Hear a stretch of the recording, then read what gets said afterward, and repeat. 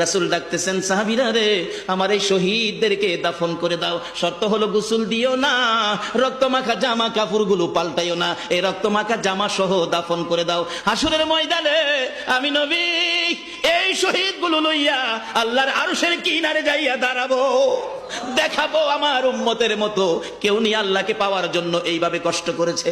এবার দাফনের কাজ শুরু হলে কিতাব লেখে 69 জনের দাফন শেষ। 70-এর মাথায় আসওয়াদ দূরে পড়ে আছে। আমার নবী 2 কদম সামনে গিয়ে দেখে আসওয়াদ নতুন তরবারি হাতে চিত হয়ে পড়ে আছে, শহীদ হয়ে গেছে। আমার নবী ডাকে, রে আসওয়াদ, মদিনার হুর বিয়ে করতে পাঠাইছিলাম, মদিনার হুর বিয়ে করলি না, যুদ্ধের ময়দানে জীবন দিয়ে বিদায় হলে।